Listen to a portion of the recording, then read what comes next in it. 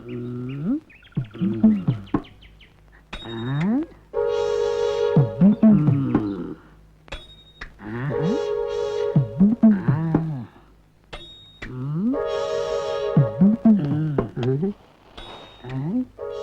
சமுத்திரம், அப்படி என்னத்தை மேலையும் உத்து உத்து பாத்துக்கிட்டு இருக்க?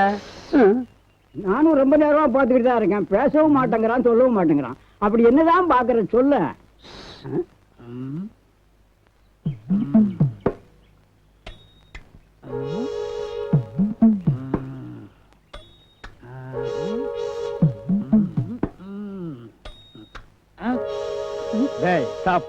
என்ன ஊரையே கூட்டி வச்சுட்டு வேடிக்கை கேட்டிட்டு இருக்கிற? ஒரு ஆராய்ச்சி பண்ணிட்டு இருக்கேன். என்ன?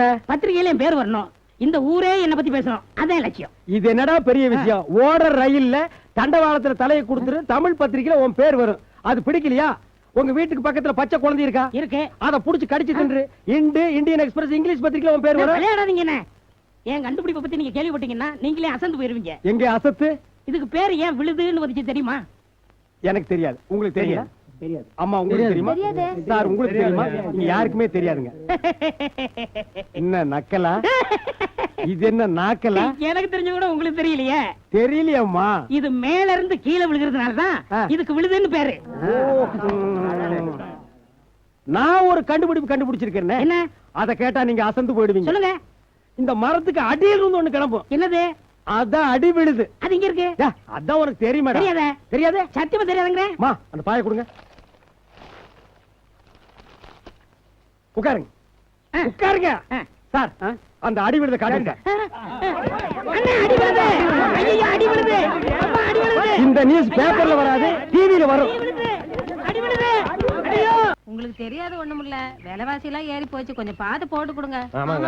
எல்லாம் சலிக்காம வேலை செய்யுங்க. சரிங்க. வணக்கம். என்னடா மார்ல சந்தனா? ஊர்ல கல்யாணம்னே. ஏடா ஊர் கல்யாணத்துக்கு எல்லாம் போயிட்டு வர்ற, உனக்கு எப்படா கல்யாணம்? நான் ஒரு லட்சியத்தோட வாழ்ந்துட்டு இருக்கேன். என்னது லட்சியமா? உனக்கு கூட இருக்கா? ஆமாண்ணே. என்னது? இந்த இந்தியாவுக்கு எப்ப சுதந்திரம் கிடைக்குதோ அப்பதான் எனக்கு கல்யாணம். ஏண்டா நாயே, நீ இந்தியாவில் தான் இருக்கியா? என்னண்ணே? என்ன நொண்ணு? இந்தியாவுக்கு சுதந்திரம் எப்போ கிடைச்சாச்சு? இது கிடைச்சிருச்சா?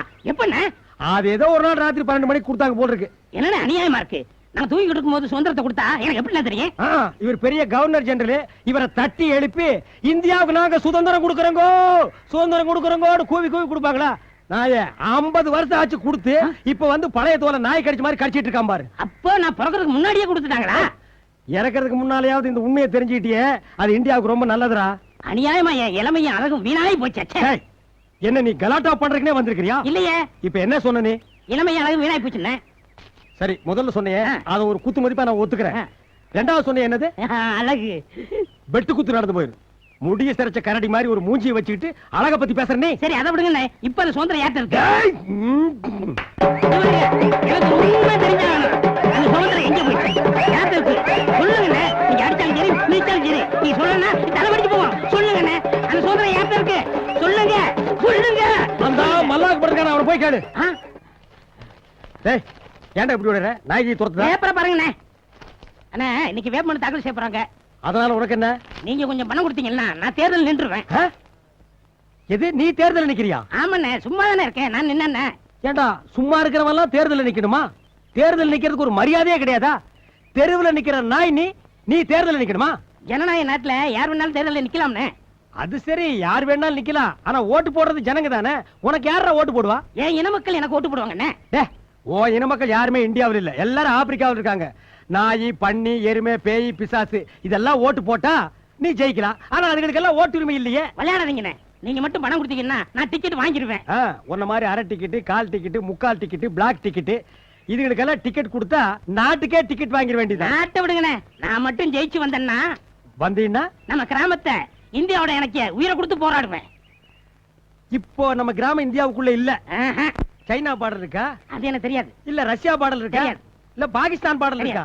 ஆக இந்த கிராமம் இந்தியாவுக்குள்ள இல்லங்கறத நீ முடிவு பண்ணிட்ட. நீ வந்து எலெக்ஷன்ல நிக்க போற இல்ல? நாமினேஷன் தாக்கல் பண்ண போற. எலெக்ஷன்ல நிக்கறானுங்க.